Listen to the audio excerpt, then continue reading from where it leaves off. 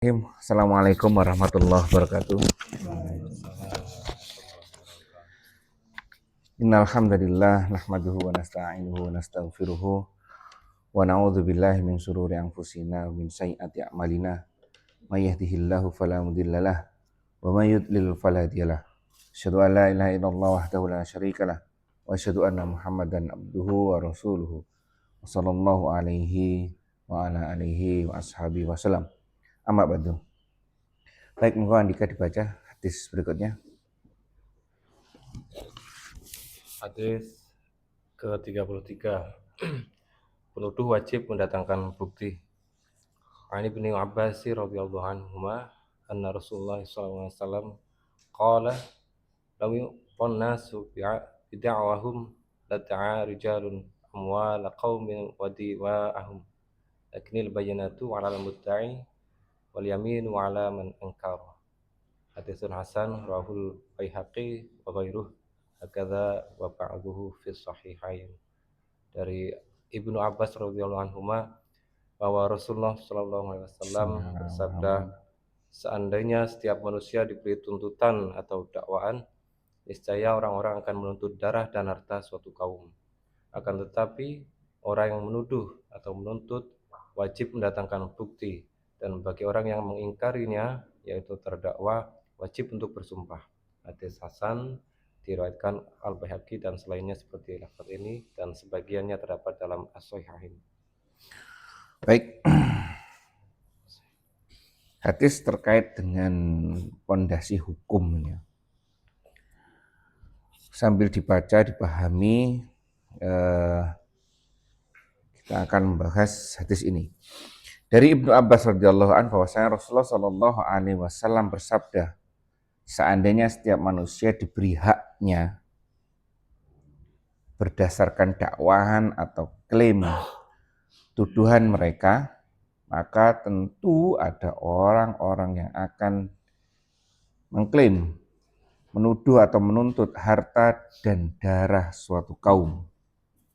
Namun pembuktian atau barang bukti wajib bagi pendakwah.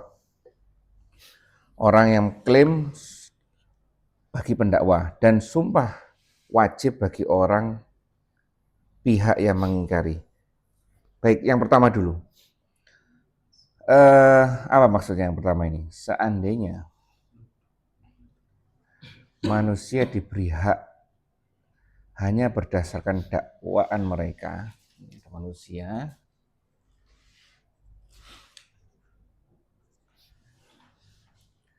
mengklaim sesuatu, mendakwa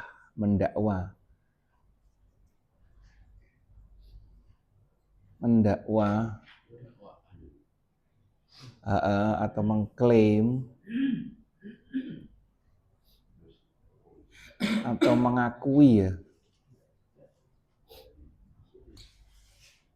mengakui terhadap sesuatu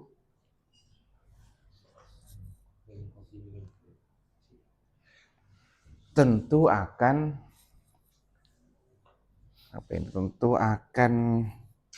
dia akan lepas kendali. Ya, baik. Sekarang oleh karena itu pembuktian wajib atas pihak yang menuduh.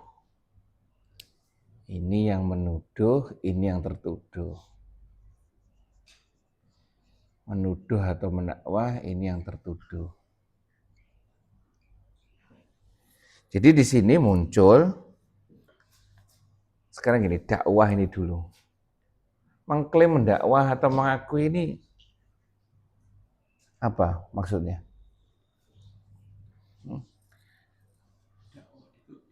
Dituduh. Iya kan? Apa mengakui? Ini berarti kan kalimatnya, kata kuncinya kan di sini kan. Menuduh atau mengakui atau mendakwa. Yang tidak boleh itu seperti apa? Yang tidak boleh adalah tanpa bukti kan. Oleh karena itu, di sini disebutkan pembuktian wajib atas orang yang menuduh. Nah ini ya. Ini nanti banyak terjadi di kita sebenarnya. Ya berarti konsepnya orang yang menuduh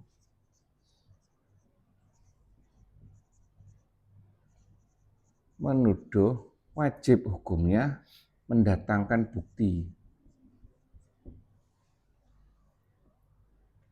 atas yang dan keduanya sumpah nanti ya, artinya sumpah sini.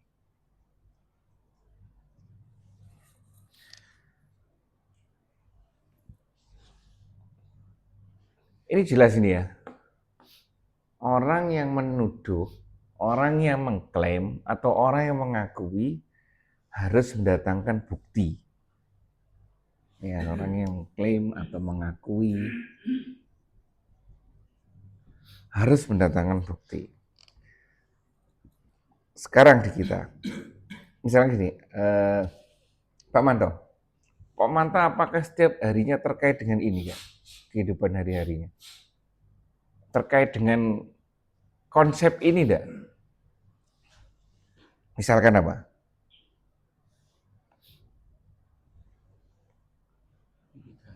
Nah, sehari-hari Pak Manto pernah melakukan ini enggak? Terhadap sendiri apa? Tentu nah, pokoknya enggak apa-apa. Mau tertuduh, mau menuduh, atau mengklaim. Apa contohnya? Misalkan, ya sehari-hari aja misalkan. Misalkan di kerja ya, ada yang malas-malasan, ada yang giat gitu loh. Terus? Itu kan istilahnya kita mencurigai kerja saya naik. Oh itu, nah ini ya. Kita sudah menuduh seseorang dengan kerja asal-asalan.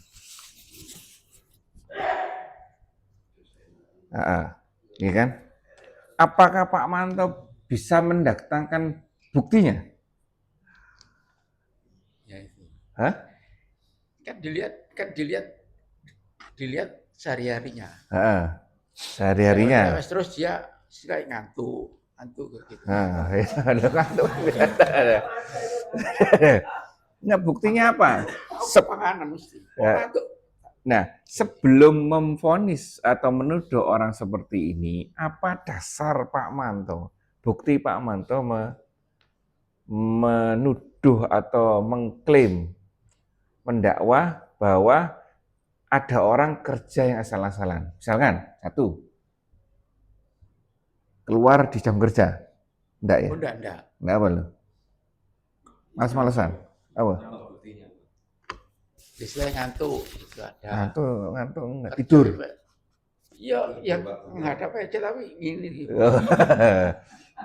Tidur waktu kerja, ya kan ya. Waktu kerja. Apalagi Pak Manto? Kerja bakti berapa sih? Nah ini kalau ini sebelum kita memvonis seseorang, nah ini memang kalau di sini, kalau contoh-contohnya ini terkait dengan hukum-hukum secara luas. Pencurian, pembunuhan, kalau di sini ya. Coba kita tarik itu dalam kehidupan kita sehari-hari yang sederhana. Misalkan benar apa yang dikatakan Pak Manto. Karena saat ini itu sangat mudah. Iya, Manto. Tanpa ini sangat mudah ini. Ya, apalagi CCTV bisa. Apalagi adanya medsos. Terus CCTV. Ya. Bisa bukti itu. Bukti kan, nah itu menurut bukti. Makanya itu kita saat ini itu rawannya itu terkait juga dengan medsos ini. Oleh karena itu, waspada ketika kita membaca semua berita yang ada di medsos. Karena kalau teori ini, ya kan, orang yang menuduh, ini dasarnya itu adalah mencari kebenaran. Sering dibahas ini kan. Kalau ini enggak, mencari uang dia dasarnya. Iya, banyak. Ya kan? Walaupun nanti ini juga ada sih di sini terkait dengan hakim dan segala macam. Ya. Jadi kembali lagi ya, ini dalam kehidupan nyata. Kalau di kehidupan maya, ya waspada. Jangan sampai hati kita tergoda untuk melakukan hal yang seperti ini, menuduh ini. Bukti dari kita tergoda itu apa, Pak Manto? Iya, buktinya apa? Ketika kita melihat medsos, kemudian kita tergoda. Oh, ya Allah, saya sudah tergoda ini. Saya sudah terjebak dengan ini, menuduh tanpa bukti ini. Apa kira-kira? Dengan apa? Komen. Dengan komen, share, ya kan? Nah ini kan juga meneruskan tuduhan. Terus gimana sikap kita? Ya berhenti di kita aja. Jadikan itu sebagai apa ya? Hanya sebagai data saja. Sesuatu yang ada di sekitar kita tanpa kita ambil tanpa kita ambil isinya, itu data aja. Tanpa kita komentari, takutnya kita nanti terjerumus dalam hal yang seperti ini. Yang waspada itu medsos memang. Ya banyak. Hah? Karena medsos itu luar biasa. Kerja pakai main HP-an juga, Pak. Nah itu, ini kan termasuk bukti kan? Main HP waktu kerja. Ya, mana? Iya. Ya. Baik, mungkin ada tambahan di sini. Yang pertama dulu. Nah, jadi konsepnya ini ya, orang yang menuduh harus dengan bukti. Kalau ternyata bukti ini tidak muncul, jadinya apa? Fitnah. Terus?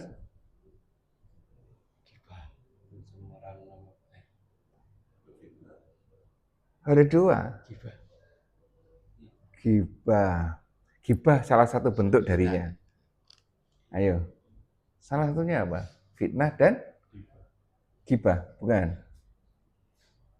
Kelompok besarnya dua ini. Kelompok besarnya ada dua. Kalau ternyata tidak terbukti ini, tidak bisa membawa bukti. Jadi kita mengklaim Pak Manto. Iya kan? Nah iya makanya itu, kan tidak ada buktinya. Apa satunya?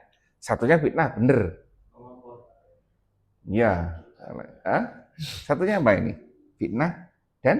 Membawa kayu bakar.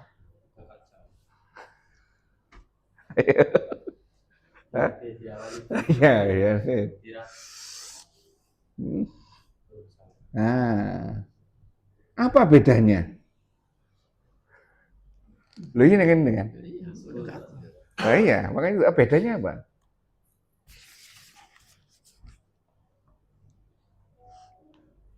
Ayo. Ini bedanya jelas sekali ini.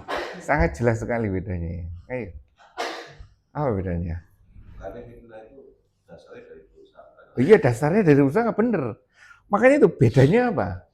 Dasarnya bener ini. Tapi ada perbedaan yang signifikan dari keduanya.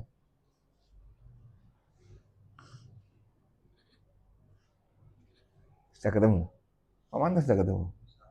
Boleh saya, Bos. Nah, Mas Komar ada pendapat? Bedanya fitnah dan buruk sangka?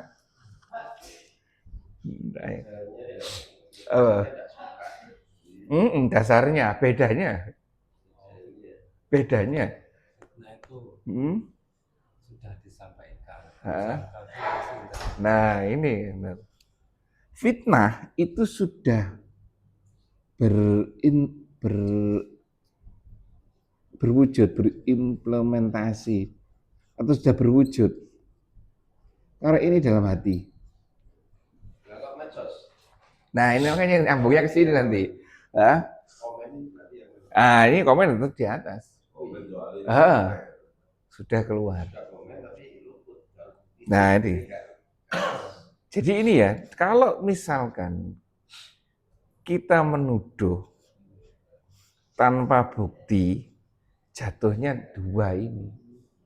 Kalau enggak fitnah ya, buruk sangka. Fitnah itu apa, Mando? Ketika tuduhan itu sudah menampakkan dampak aktivitas negatif pada orang yang dituduhkan. Kalau buruk sangka masih dalam hati. Ya. Ya itu Pak Manto ya. Dan fitnah hukumannya apa Pak Manto?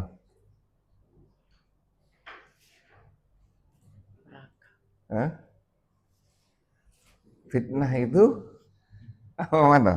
Lebih kejam dari pembunuhan. Lah, itu luar biasa itu. Bahkan menghilangkan nyawa orang lain pun itu masih kurang, kalah dengan fitnah. Ya. Makanya bahaya ini. Kenapa? Fitnah itu walaupun tanpa menyentuh orangnya sudah bisa membuat seseorang seperti terbunuh dan melibatkan banyak orang. Dampaknya itu luar biasa. Makanya dikategorikan fitnah itu di dalam Islam bahkan lebih daripada pembunuhan. Nah ini ya. Baik, di sini kata kuncinya adalah di sini adalah menuduh, mengakui sesuatu. Islam mengatur di sini ketika kita mengakui sesuatu, mengklaim sesuatu atau menuduh sesuatu harus mendatangkan bukti. Selama itu tidak ada buktinya, lebih baik tidak usah diklaim, tidak usah diakui, tidak usah dituduhkan. Cukup dijadikan data saja. Jadi ini manusia, misalkan ya, ini data, di luar kita itu kan banyak data ya, apapun datanya. Ketika data itu masuk, ini ya sudah berhenti di kita. Jangan sampai data ini mendasari kita untuk berbuat sesuatu atau berkomen sesuatu. Sebelum tahu buktinya. Ya udah data ini berhenti di kita aja. Kan enggak. Nanti baru kita pilih mana yang penting, mana yang enggak dikeluarkan. Ya kan? Oke. Mendiskusikan sesuatu itu akhirnya ya ada sedikit agak sedikit tapi Oke. Diskusi, yang ini menarik ya. Diskusi itu dalam audiens tertentu. Iya kan? Diskusi kan dalam audiens tertutup artinya seperti itu saja kan. Iya. Ini beda dengan medsos. Iya kan? Kalau kita misalkan di dalam lingkungan guru misalkan. Iya kan? Salah satu terkait dengan mengomentari murid. Oh ini muridnya ini seperti apa ini? Ya kan, lulus atau tidak lulus, naik kelas atau tidak naik kelas, nilainya bagus atau tidak bagus. Pasti kan kita banyak menyampaikan sesuatu. Bener kan ya, anak ini nakal, anak ini tidak suka pekerjaan ini, anak ini. Nah, tetapi tetap pada dasarnya tetap harus bawa bukti. Kalau kita terkait dengan itu, ya kan? Atau mungkin terkait dengan lainnya, misalkan gimana? Ya enggak seperti itu, misalnya ya kenaikan kelas itu kan mesti untuk siswa-siswa khusus diklaim harus tidak naik, sehingga beberapa guru itu harus mengajukan bukti yang bisa dipercaya atau kepada teman-teman yang lain. Kadang di situ ada banyak bantahan. Nah kalau itu diskusi nggak masalah, ya kan?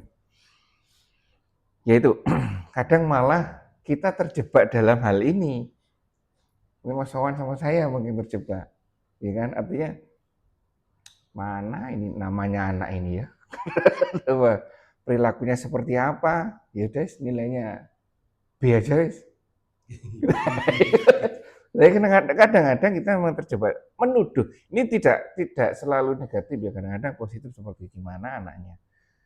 Yang mana sih namanya ini? Ya kan, lupa udah karena berapa kelas udah lupa, kasih nilai aman B aja. Nah itu salah ya salah. Ini kan mengklaim kan memberikan nilai kan mengklaim bahwa anak ini baik, ternyata saya tidak bisa mendatangkan buktinya. Ini salah satunya, ya kan? Terus gimana dalam, nah sekarang ya, bukti ini ada apa? Ukurannya. Oke, benar ini bukti. Ukuran bukti. Bukti yang terkuat adalah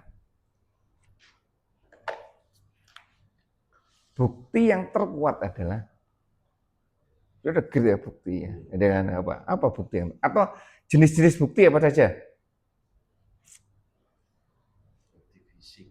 Bukti fisik, dokumentasi. Tadi Pak Mantong bilang CCTV. Nah, itu CCTV. Ini belum diurutkan ya. Ini coba bukti apa saja. Tulisan, CCTV, foto, segala macam. Ini bukti. Apa lagi? Saksi. Apa lagi? Alibi. Alasan. Alibi. Alibi dari pelaku lah.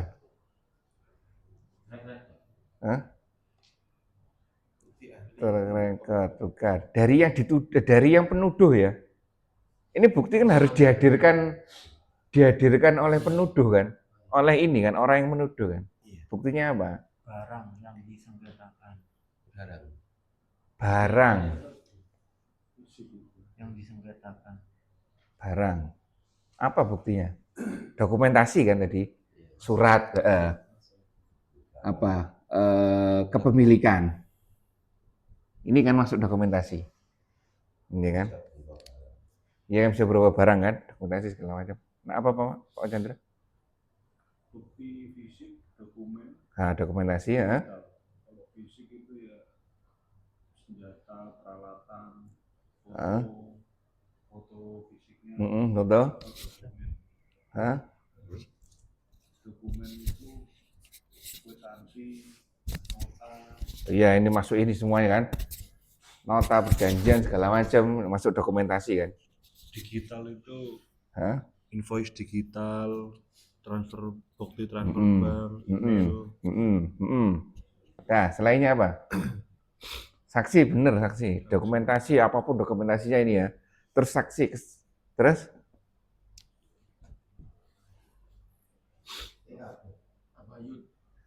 Tabayun nanti caranya tabayun. Jadi orang yang menuduh itu harus mendatangkan bukti apa? Pak Chandra sudah menyampaikan dokumentasi, Mas Kamal sudah menyampaikan juga dokumentasi kepemilikan, Pak Manto juga CCTV, Pak Agus saksi, bawa saksi loh, ini loh saksinya. Yang satunya adalah, kalau ini sama kuatnya kira-kira, kuat mana? Kuat saksi.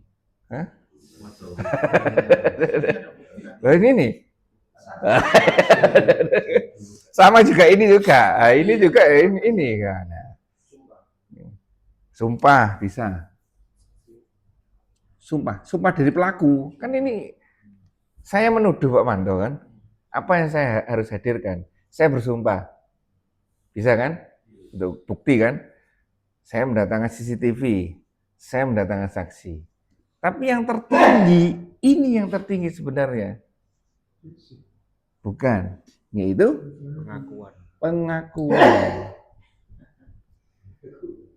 Ini yang tertinggi. Pengakuan.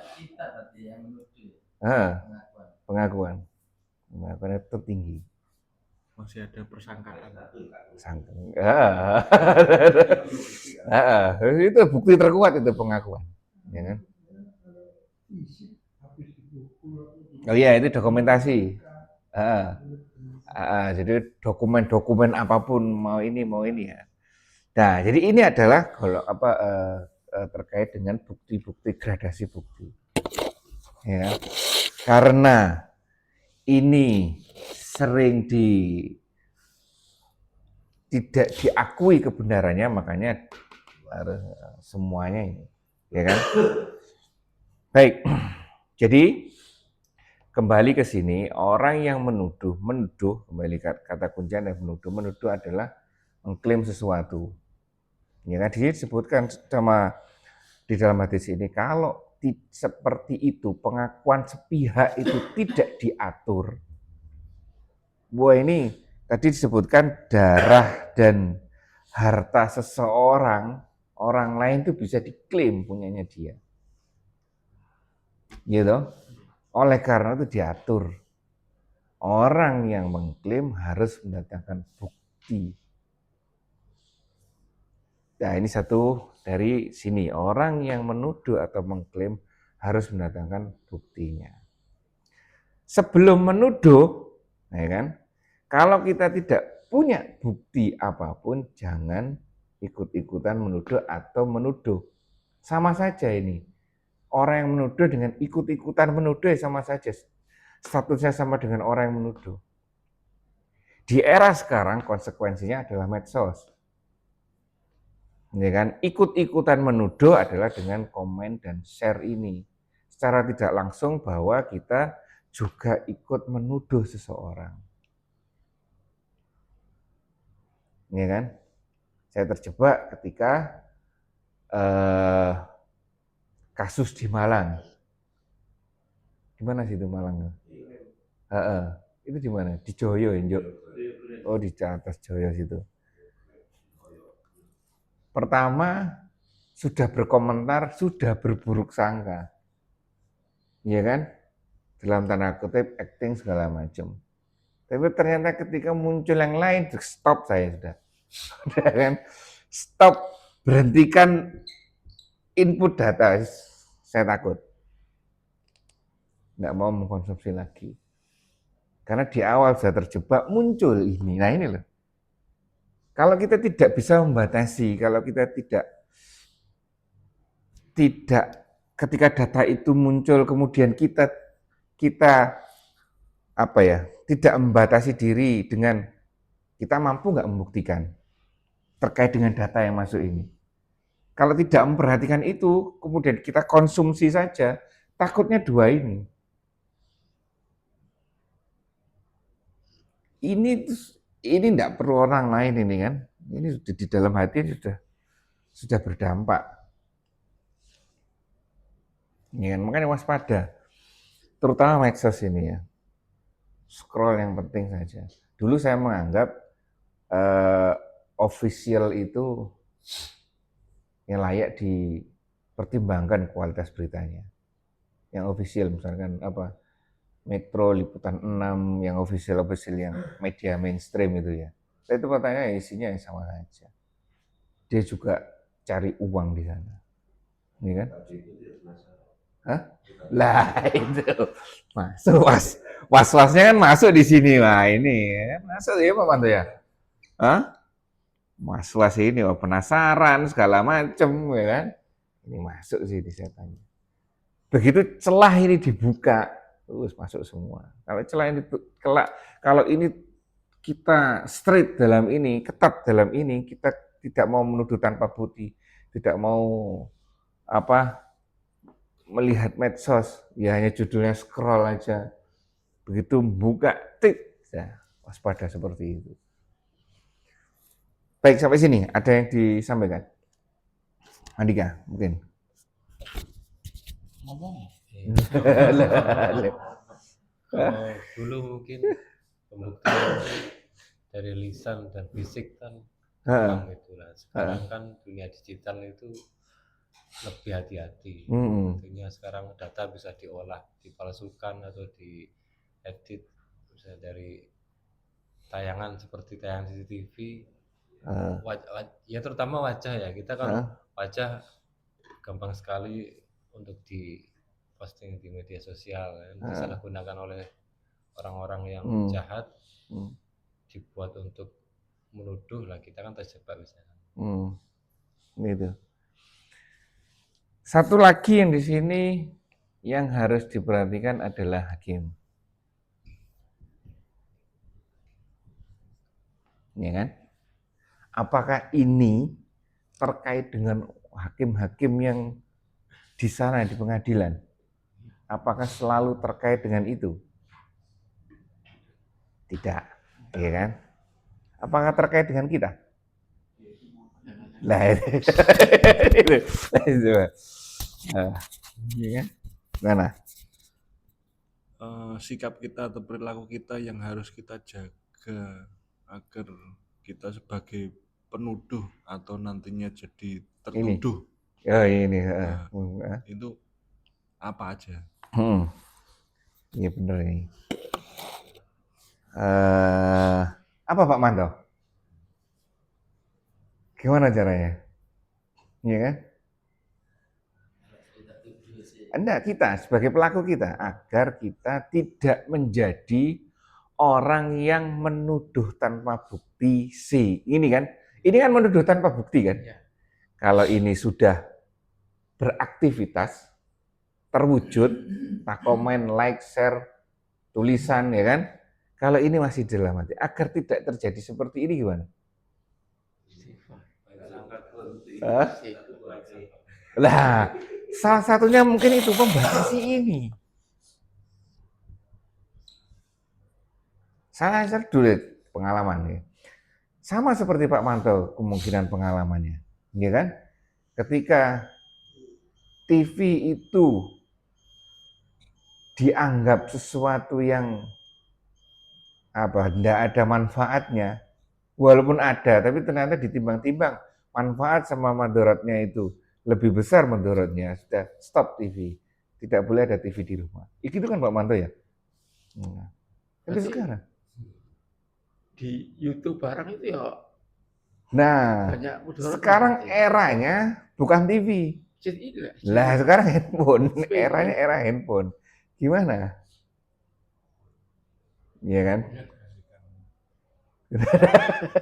Nah berarti ini, iya gimana? Nggak tahu ya, ini apa salah? Nggak apa-apa. Yang sudah terlanjur, sudah terlanjur komen, ya komen. Nah itu kan ada riwayat di komen itu, pasti ada di kita itu ada. Nah ini yang kita jejak digitalnya ini yang kita hapus. Kita hapus. Mungkin ganti komen, setelah dihapus kita ganti komen yang netral pada semuanya. Pokoknya netral. Tidak menuduh, tapi netral. Mengajak untuk ayo cari-cari bukti. Nah, seperti itu sih. Ya, gitu. Lainnya ada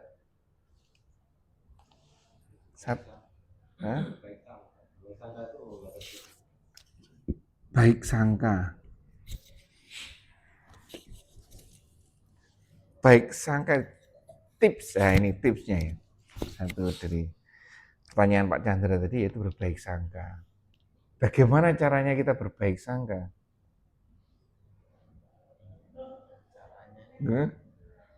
Bagaimana caranya kita berbaik sangka? Padahal berita di sini itu luar biasa ini. Pak Agus penasaran terus ya kan? Baik sangkanya gimana? Setuju. Membatasi diri, jadikan itu hanya sebagai data saja. Kalau toh masuk, sudah masuk nanti biarkan hilang sendiri. Tanpa diolah. Tanpa dijadikan dasar untuk aktivitas kita selanjutnya. Tanpa dijadikan dasar salah satu bahan berpikir kita. Iya kan? Kan proses berpikir kita kan menggunakan data yang sudah masuk tuh. Itu jangan gunakan itu sebagai proses. Di hadis satu caranya. Yang kedua apa? Ini kesukaan Pak Manto juga. Loh, dari Pak Manto belum datang loh.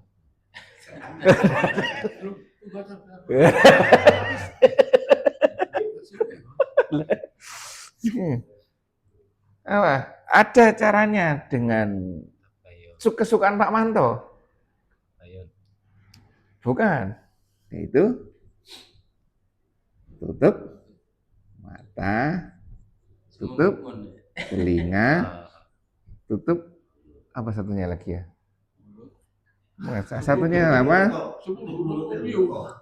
Terus akhirnya nanti menjaga hati. Itu. Satunya apa ya? Menutup mata, menutup telinga. Mulut satunya ya, saya lupa mulutnya. Ini kesukaan Pak Manto. Oleh karena itu, Pak Manto selalu menerapkan tombol hati. Nah, menciptakan lingkungan yang bagus, berkomunikasi dengan orang yang bagus, sehingga data-data yang masuk benar-benar data yang bagus. Ini kan kuncinya di sini mungkin. Kuncinya di pembatasan data ini. Kita boleh interaksi dengan siapapun boleh, tapi batasi. Ini kan? Makanya kalau di pendidikan lanjut itu memang dipecah-pecah bedanya data, bedanya informasi. Ini kan? Mana yang harus kita manfaatkan, mana yang tidak boleh kita manfaatkan. Ini kan? Ketika data dan informasi ini masuk ke otak ini, mana yang boleh diolah, mana yang boleh dijadikan bahan untuk berpikir. Oh ini tidak boleh, ini boleh, ini kan? Nah, baik di sini ada satu, ada dua. Terus apa lagi Pak Manto? Mungkin ada di sini ya. Apa lagi Pak Manto? Apa ini saya sudah nyatet kok. Ada lagi tambahan Handika? Apa lagi? Ini tips-tips ini loh, bener ini Pak Chandra ini menarik ini pertanyaannya ini. Apa yang harus kita lakukan agar kita tidak terjadi seperti ini? Tidak terjadi seperti ini kan, endingnya kan ini kan? Endingnya kan ini. Mengklaim tanpa bukti, jadinya ini sama ini. Saran Ngomong. saya itu sabar dengan ilmu. Sabar dengan ilmu, coba. Sabar dengan ilmu. Contohnya gimana? Di saat kita difitnah, ya udah kita sabar aja nunggu bukti-buktinya. Setuju. Di saat kita ini melihat, di sisi sini ya? Ya, melihat kejadian itu buruk, kita nggak boleh buruk sangka kan? Ya udah kita sabar aja, jangan nuduh, biarin aja. Oh iya benar. Kita nggak akan buka aib orang. Benar. Tapi itu kan dengan ilmu harusnya. Tapi kalau di saat kita terjadi kejadian itu menimpa kita, kita sebagai objeknya kita ya? ditipu, atau kita yang kemarin kejadian di saya mulai dari awal mula kejadian sampai laporan polisi sampai jadi DPO. Oh iya. Sampai masalah ini selesai. Waktu 2 tahun ini. Itu kalau enggak kita sabar, kalau enggak kita olah, diusahakan mulai bukti-buktinya sampai laporannya sampai ketemu yang ngurusi penyidiknya ini untuk ikhtiarnya ya. Iya, gitu. Akhirnya ada hasilnya. Bener ini. Tapi kalau kita langsung bat nggak akan, malah baliknya ke kita sendiri. Benar. Seperti Pak Manto ini, ya, kasusnya tidak pernah diurus Pak Manto ini, disedekahkan ya Pak Manto ya. Benar ini. Jadi ketika dengan ilmu kita tidak menuduh ya kan, seperti ini dengan ilmu. Tapi ketika kita di sini, ketika menjadi orang yang tertuduh, ya kan, ini juga harus dengan ilmu juga. Kalau kita balasnya tidak benar, ya malah yang sebelumnya kita jadi tertuduh, malah kebalikan, kita jadi orang yang pelakunya juga. Nah itu ya, seperti itu. Hah? Wiron. Oh iya. Diror kemarin ya. La dororo wala diroro. Diror kemarin. Ya. Jadi ini yang menarik, ini loh, pembatasan diri. Oleh karena itu disebutkan di dalam Al-Qur'an. Fungsi Al-Qur'an adalah furqan di sini. Ini kan fungsinya. Screener, pembeda. Mana yang patut kita ambil, mana yang tidak patut kita ambil. Nah, sampai sini. Iya benar ini. Perbaikan terutama ya. Satu, ini terkait dengan informasi dari luar. Benar kan ini? Yang kedua, usaha dari internal kita. Ya kan? Yang ketiga, keduanya itu harus ada ilmunya. Itu. Seperti ini misalkan. Ya itu tadi, Pak Manto tadi, tombo hati tadi. Matanya melihat yang baik-baik. Mulutnya disibukkan dengan yang baik-baik. Sehingga yang negatif menjadi terlalaikan. Ya kan?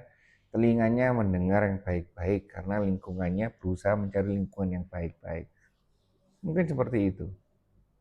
Oh ternyata ajaran tombo hatinya Pak Manto itu luar biasa ya. Kalau Iya. sumpah kayak baca Al-Quran ini. Ya ini ya. Bagus ini. Terus hakim, ini ada yang belum. Ya kan? Hakim kan di sini ada peran satu ya, ada satu peran yaitu hakim. Sebagai pemutus, sebagai pemutus. Sebagai pemutus ini. Penting atau tidak screenernya, ya kan? Yang kedua, keluarnya ini. Kan ini posisi hakim kan di sini. Di sini ada hakim, di sini ada hakim. Iya kan? Hakim mana yang harus kita terima, di sini hakim mana yang harus kita keluarkan. Jadi hakim itu tidak selalu yang ada di kantor pengadilan atau kantor pengadilan agama. Enggak tahu di sana. Kita sendiri pun kadang sedang berposisi sebagai hakim. Terutama pada institusi yang namanya bukan. Kita ini sebagai hakim keluarga. Terutama pada institusi yang bernama keluarga, kita ini adalah hakim tertinggi. Benar nggak Om Anto? Iya. Ya bedino lho kono, Bos.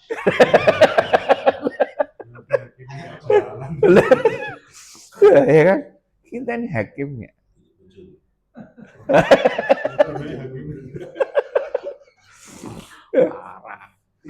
Hakim kan ya, kembali lagi, hakim kan apakah hakim ini hanya berdasarkan benar dan salah saja? Kan tidak. Dia tidak hanya benar salah, tetapi juga harus bijak. Benar salah kan aturan yang disesuaikan dengan lingkungan. Aturannya porsi pembagian kepada anak adalah sama. Iya kan? Itu keadilannya logikanya seperti itu, aturannya seperti itu. Tapi kalau misalkan ada anak laki-laki dan perempuan, aturannya beda. Atau anak SMA dengan SD juga berbeda, enggak mungkin disamakan. Itu salah satu contoh kecilnya. Iya kan? Pak Manto sebagai hakim di keluarganya dengan sabar itu cukup menjadi pemutus yang terbaik. Ya kan? Beda dengan Pak Budi misalkan. Tidak boleh, Pak Budi harus tegas di dalam keluarganya. Ya, agar institusi yang bernama keluarga ini bisa berjalan dengan baik. Sesekali disampaikan kepada keluarga kita. Kita ini sama-sama menuju surga. Gitu. Kita berkolaborasi di sini. Ya kan? Kita berkolaborasi, memang tanggung jawab terbesar ada di kepala keluarga. Oleh karena itu, ayo saling mendukung agar kita sama-sama masuk surga. Itu Pak Muhanto. Ya.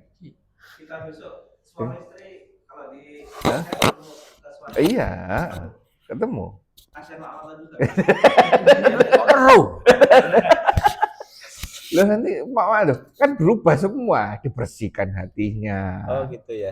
Ya. Oke, pancet kasihan Pak Muhanto.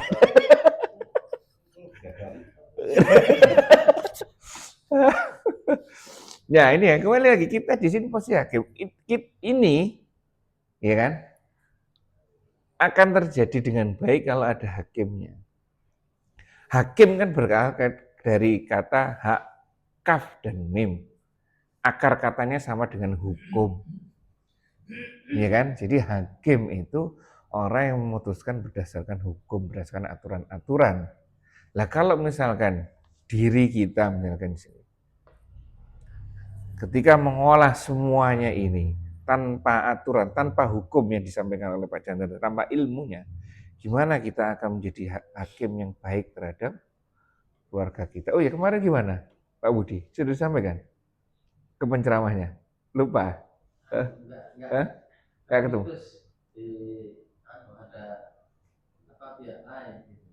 Oh. Kemarin saya sampaikan ke Pak Budi, ya kan, coba penceramah nikahnya, kan ada kan ceramah nikahnya itu, misalnya, baru datang Pak Manto.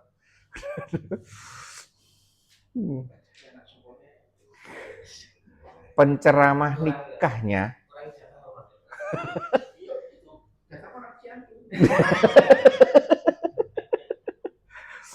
ya,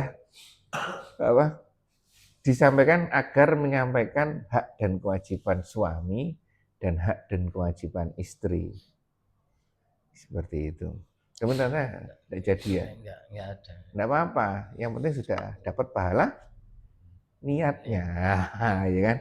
Seperti itu. Nah, kembali lagi hakim. Jadi kita sebagai hakim dalam keluarga harus benar. Nah, ini yang menarik, kenapa banyak penceramah sekarang, ya kan, juga masih tetap banyak masalah keluarga. Ya kan banyak sekarang penceramah, tapi di pengadilan agama semakin meningkat kasus perceraian. Bila ya kan, harusnya kan harusnya ya, semakin banyak informasi yang masuk baik dari alat maupun dari orang, seharusnya kasusnya kan menurun. Seharusnya beriringan kan, ini meningkat berarti informasi yang tersampaikan sudah meningkat, ini yang turun. Tapi ini tidak, malah naik. Satu contoh ya, kasus perceraian itu. Kenapa? Ya, Anda. Kenapa kira-kira? Karena agamanya itu berkurang. Nah, kan sering disampaikan juga sama khotibnya, sama penceramah, bahwa ekonomi bukanlah dasar untuk bercerai, bukanlah dasar utama ya, bukan dasar utama, dasar pengikut, misalkan sudah sekian bulan baru ada konsekuensi dari itu, tidak dinafkahi. Tapi kan bukan syarat utama. Kira-kira apa? Kenapa masih banyak terjadi? Oh iya. Apa enggak? Harta bos. Kalau ini mayung aja lagi. Wis jelas. Aku wis pengalaman. Anak-anak sekarang kan harta bisa dicari kan gitu kan. Angel saiki bos. Aku tawani mulai rono rene sih. Ya iso. Aku ini sampai jam 12 bengi. Ya istilahnya perjuangan supaya diomai sampai jam 12 bengi. Enggak bisa ini, enggak bisa ini. Kan aku kan bagian film. Cetak lek kalau film ini enggak iso. Sama tanggung jawab berarti. Iya wis. 1001 bos. Sampai sekolah anak. Kok kerja izin bos. Ora anak kuliah. Imbang antara dunia dan akhiratnya. Iya Pak Wanto ya? Imbang ya Pak Wanto ya? Jadi ketika sampai jam 2 lanjut tahajud sampai jam 3. Lu dulu tidak bos. Bos, ada duit tok. Saya wis sampai awal. Nah, kenapa hal itu terjadi yang tadi ya? Ya ini juga akibat dari apa yang dilakukan warga juga, umat juga. Yaitu apa? Yaitu menelan mentah-mentah apa yang disampaikan oleh penceramah atau ustadz atau kiai. Tanpa adanya filter, keadaan kita itu beda. Ya kan? Enak saja di sini saya menyampaikan, ya kan? Harta itu bukan hal yang utama. Ya kan? Iya, saya punya, ya kan? Kalau di sana ternyata sudah bisa, ya kan? Lain kondisinya gitu loh. Katakan lagi nih, semua dari uang. Kalau nggak ada uang, semua berjalan dengan uang.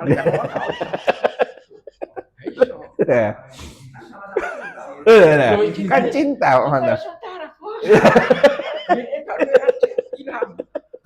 Aku pahit ngono.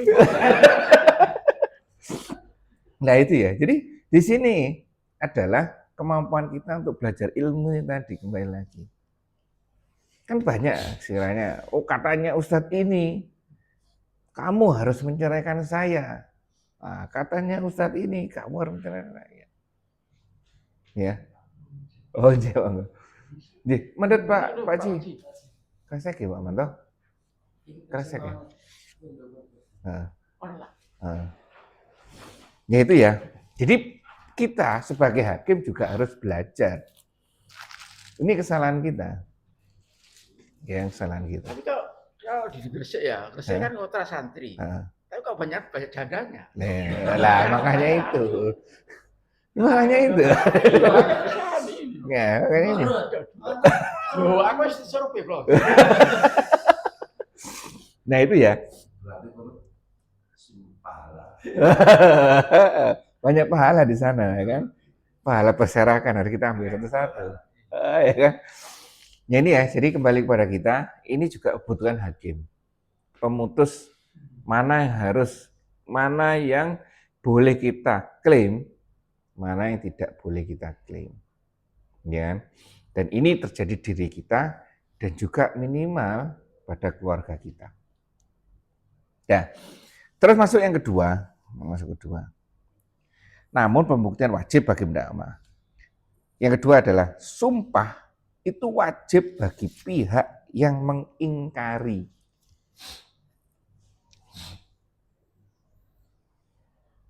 Ketika itu dituduhkan kepada dia, ya kan?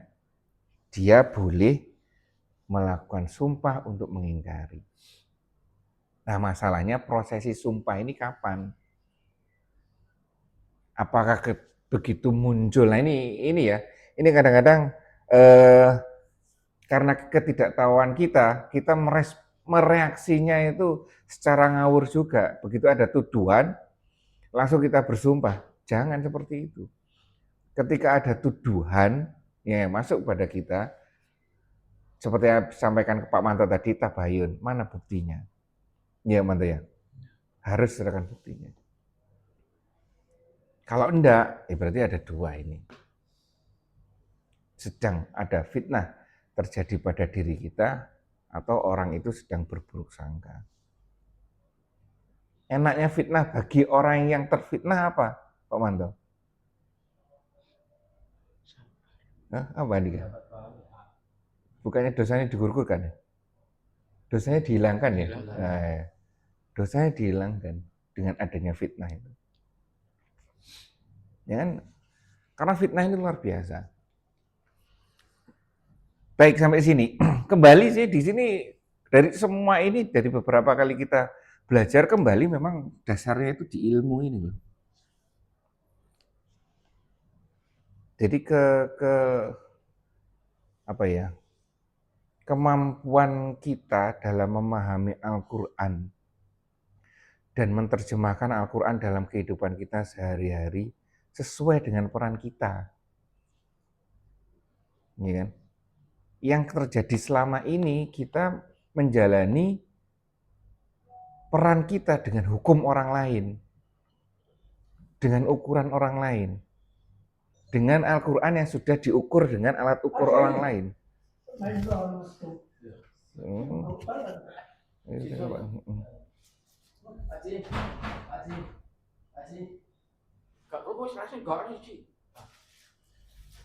dibawa.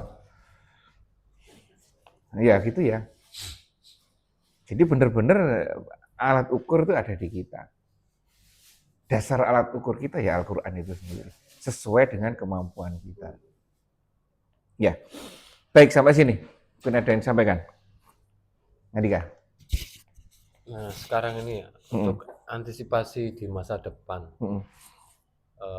mengatasi tuduhan-tuduhan, apakah pada akhirnya tuh sedikit-sedikit kita harus mendokumentasi untuk jaga-jaga misalnya nanti ada tuduhan. Iya. Apakah harus seperti itu? Karena sekarang lisan saja tuh nggak cukup. Jadi terutama hal yang besar ya. Kalau hal yang kecil kadang ya masih ikhlas. Kayak misalnya contoh dulu zaman kecil lah ya. Saya mau beli makanan tapi ngantri, jadi sama SD itu sama siswa yang lain. Kita ini mau beli, taruh uang dulu di depan pedagangnya itu, dibikin harum manis ya.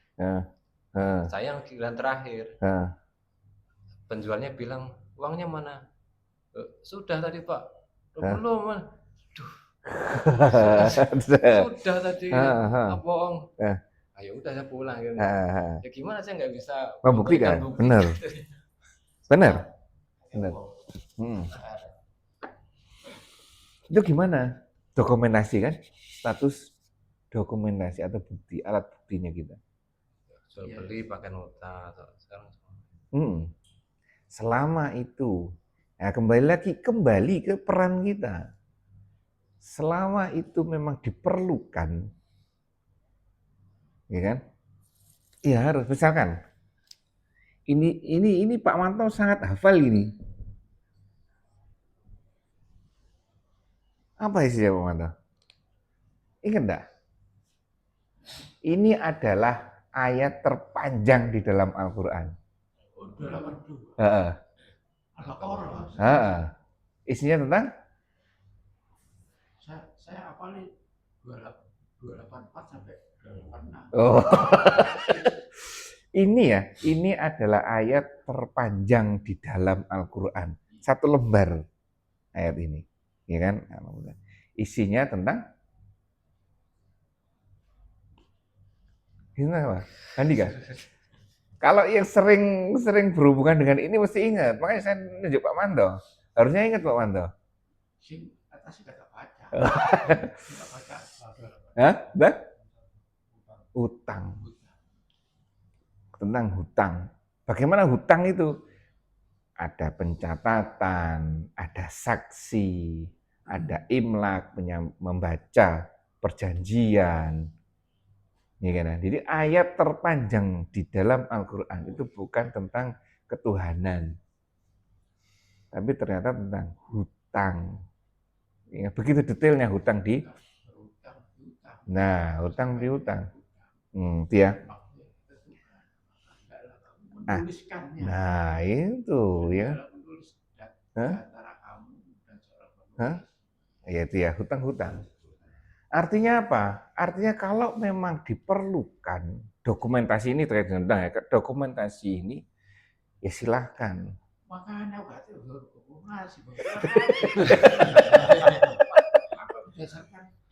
lah itu kan. Kan?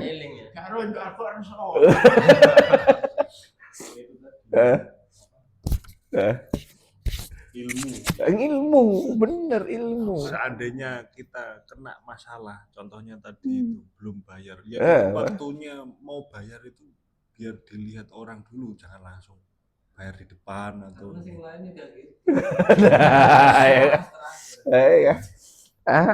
Sekarang gimana ya? Sekarang gimana? sebulan yang lalu. Tunggu sampai dia sadar. Sebulan yang lalu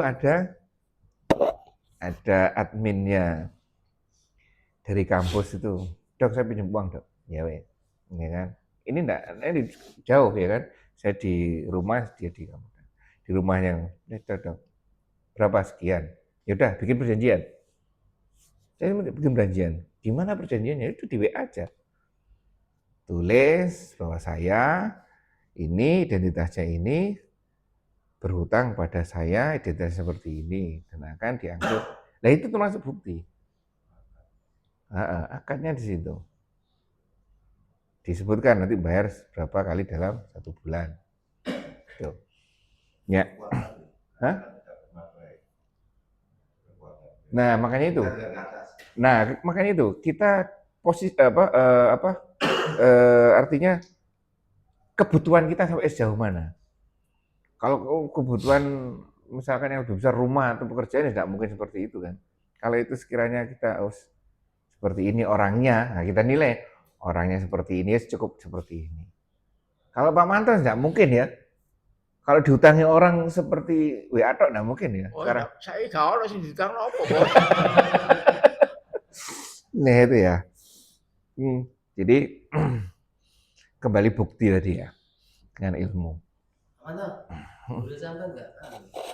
Gak komen iki gak wani komen tak. Jadi terkait dokumentasi itu sesuai dengan kebutuhan kita. Makanya itu oleh karena itu, misalnya kalau diterapkan seperti itu ya, di mana Pak Agus yang terbiasa dengan dokumen yang harus bermaterai, kemudian sama orang yang sudah dikenal kemudian straight seperti itu kan nggak enak juga.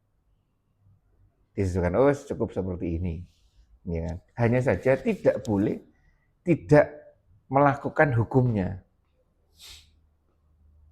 Ya kan, lakukan hukumnya.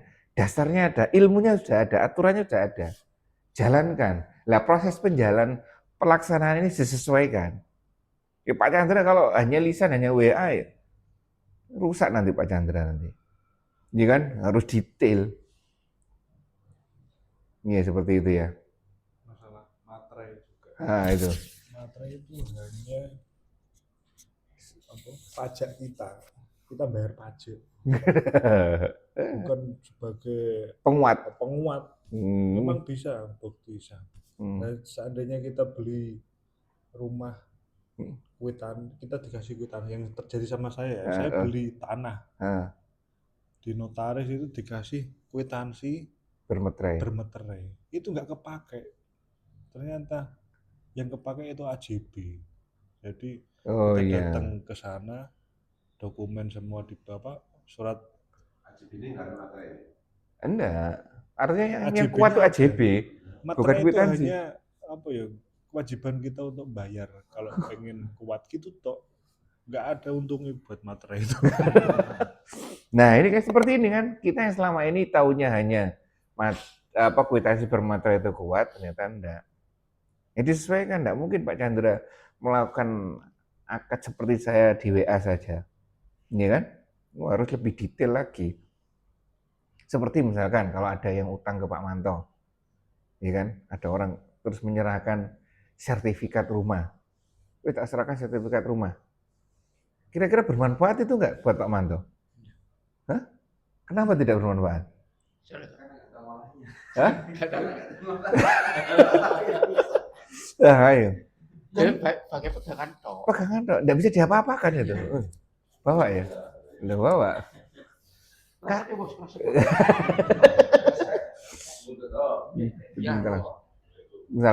Karena itu tidak bisa diapa-apakan. Dijual enggak bisa. Karena bukan miliknya Pak Manto kan? Dikatakan juga bisa. Itu orangnya yang ilmunya, kembali lagi pada ilmu. Ya, baik. Sampai sini mungkin ada yang termasuk hal-hal yang detail kecil ya. Kembali kepada hal ini ya. Detail kecil coba perhatikan. Benar tadi Pak Chandra menyampaikan ini, sehingga kita ingat perisainya itu di sini. Dan terkait semuanya tetap terkait dengan ilmu akhirnya. Kita tidak bisa menciptakan lingkungan baik, kita cari lingkungan yang baik.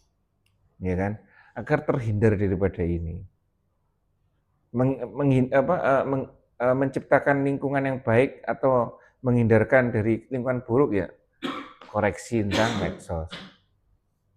Karena bagaimanapun sekarang kehidupan kita itu mungkin hampir sama dengan dunia maya dan dunia nyatanya itu hampir sama. Atau bahkan lebih banyak di dunia mayanya sekarang. Ya, seperti itu ya. Baik, sampai sini mungkin ada yang disampaikan, Pak Budi. Ini sikap kita kalau kalah dalam persidangan. Padahal kita di pihak yang benar, tapi bukti kita tidak kuat dengan lawan. Iya, benar itu. Gimana? Seperti beberapa kasus masjid wakaf, ya kan? Yang beberapa kali saya temui itu, ketika anak warisnya, ahli warisnya, itu mengklaim bahwa ini punya kakeknya. Warga yang masih sepuh, yang masih hidup, menyampaikan dengan kesaksiannya, ini sudah diwakafkan oleh kakekmu. Siapa yang menang di pengadilan? Nggak ada bukti ya. Hah? Hah? Itu yang menang. Karena dia membawa bukti bahwa ini adalah punya kakek saya. Apakah hakimnya salah? Enggak salah juga. Hakimnya sesuai dengan bukti-bukti yang dia kumpulkan. Tapi itu nanti kembali lagi, Allah yang akan mengadilinya nanti. Di sini di dunia, ya seperti itu aturannya. Gimana ya? Seperti itu. Gimana Dika? Ya tetap kalah. Iya, ya. Biasanya terus langsung ribut terus. Tidak bisa, ya kan? Kalah. Berarti harus ya wes ikhlaskan ya. Iya satu-satunya jalan itu. Nanti kita ya yakini bahwa peradilan Allah itu jauh lebih adil. Pada akhirnya kita bukan membatasi data, tapi mencari data sebanyak-banyaknya. Benar. Untuk mengumpulkan bukti-bukti. Tapi nggak boleh ada. Sangat terlebih dahulu. Jadi kan kita kan untuk mencari kebenaran itu kan harus berburuk sangka dulu, kan gitu. Kan benar, bagaimana seharusnya jika seorang muslim ya tidak memiliki bukti kuat atas sebuah hak, sementara ia yakin dalam hatinya bahwa haknya dizalimi. Apakah ia boleh menyebarkan tuduhan tersebut di medsos yang berdasarkan keyakinannya mungkin ya. Terus, benar ya, gimana batasan antara berjuang untuk hak sama menjaga lisan dan dari hibah serta gimana? Ya apa itu? Serta fitnah. Nah, itulah ya kan, kalau saya itulah gunanya ilmu. Ketika kita tahu bahwa di dunia ini, di peradilan kita saat ini, yang menang itu pasti yang mempunyai bukti. Ya kan? Dan kita dengan ilmu juga kita yakini bahwa kita yang salah di dunia. Ya kan, walaupun kita merasa itu dizalimi, ya sudah. Berarti itulah yang harus kita terima. Dan efeknya kalau misalkan kita menjadi penyebar tanda kutip memperjuangkan hak kita, ya kan? Memperjuangkan hak kita malah terbalik nantinya, kita malah jadi orang yang menuduh. Karena di sini dengan keterbatasan semuanya salah kita. Iya kan? Itu sudah salah kita. Artinya salah dalam tanda kutip loh ya. Ya sudah aturan dunianya ya kita memang sedang terdolimi. Apa kita boleh sebenarnya sudah tidak boleh, sudah istighfar aja. Wadah Allah. Istighfar aja gimana? Kita terdolimi berarti kita harus Ayo. Buktinya ada enggak? Loh kalau kita punya bukti silakan. Tapi kalau misalkan tadi, seperti kasus tadi ya, masjid tadi ya, warga kemudian ngotot, kemudian di-share-kan di medsos, nggak boleh. Walaupun ada buktinya, ada kesaksian, ya kesaksian kalah dengan tulisan. Nah itu yang harus, itu kesadaran diri, iya. Potensi setan masuk di sana itu potensinya masuk. Yang kemarin pengalaman saya itu bukti-bukti sudah jelas, udah ditetapkan jadi tersangka. Itu saya udah buat selebaran, karena orangnya kan kabur, lari. Itu saya membuat selebaran seperti apalah, sayembara DPO. Itu aja nggak boleh. Nanti saya kena malah menyebarkan. Oh, hukum Indonesia itu? Iya. Oh, nggak boleh. Nggak boleh. Yang boleh, yang berwenang hanya kepolisian. Terus udah jadi DPO ini. Saya mau kayak gitu juga, nggak bisa karena yang berwenang itu siapa di situ.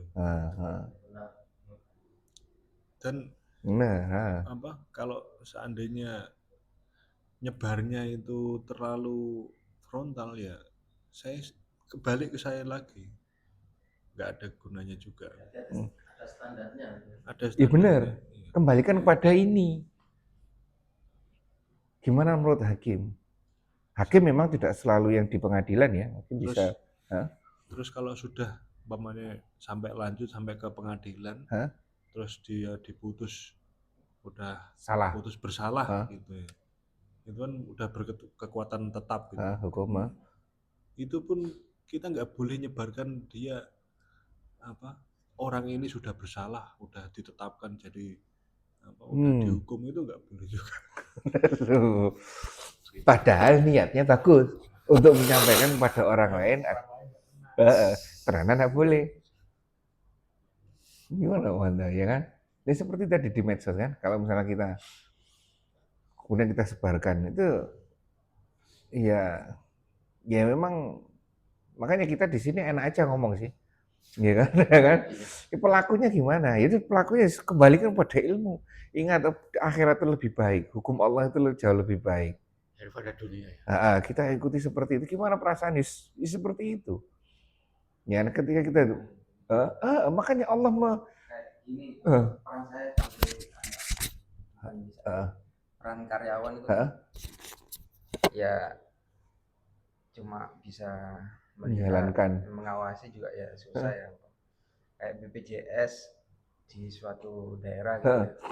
BPJS ngomongnya belum terbayarkan dari 5 tahun yang lalu. Padahal kan seharusnya kalau umpama pegawai kan sudah terbayarkan seharusnya.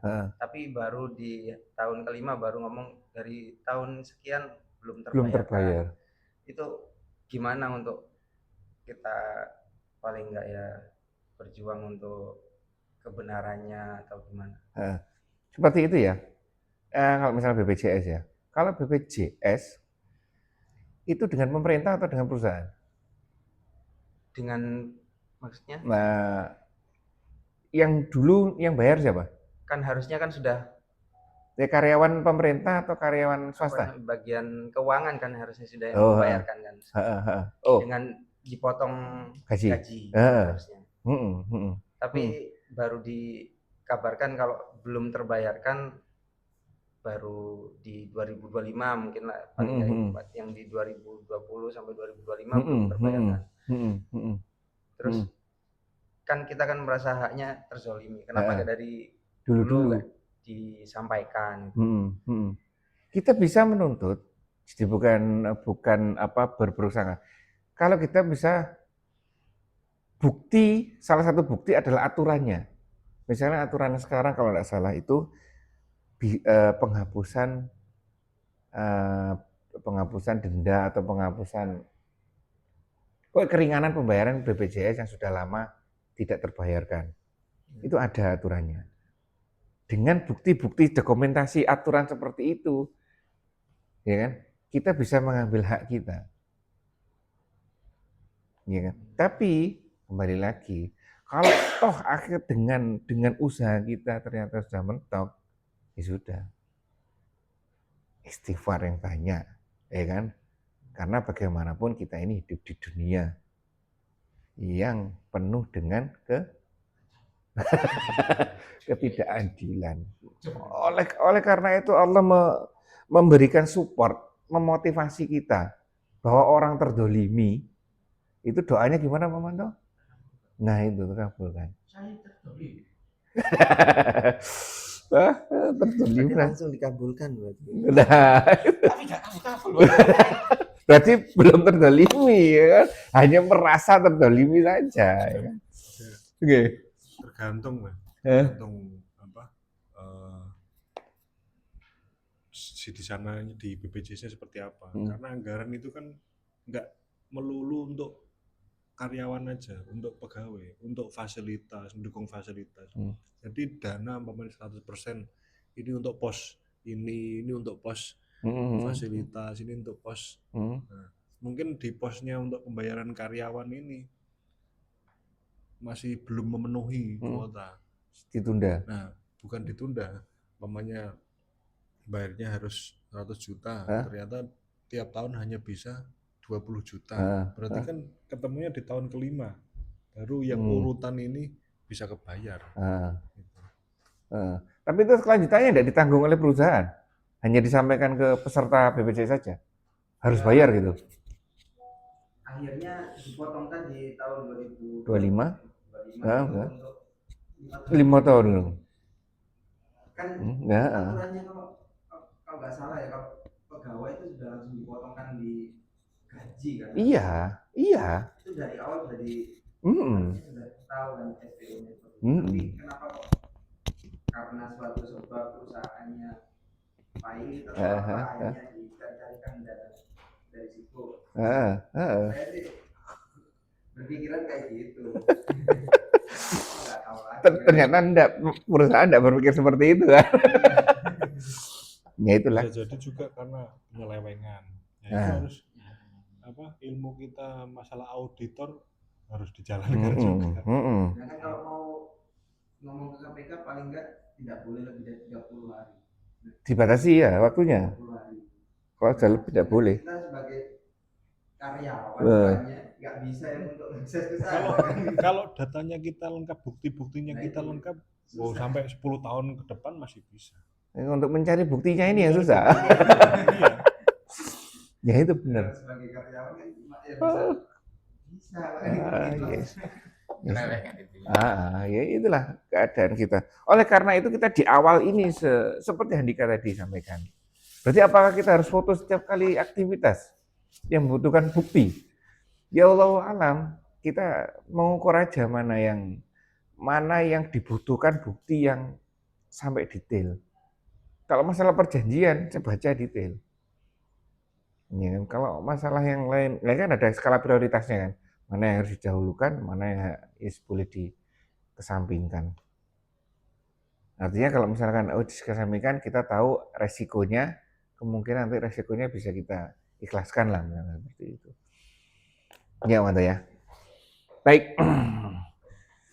Sampai di sini mungkin jadi pelajarannya kembali tetap kepada pembelajaran kita terkait dengan Al-Quran dan Sunnah.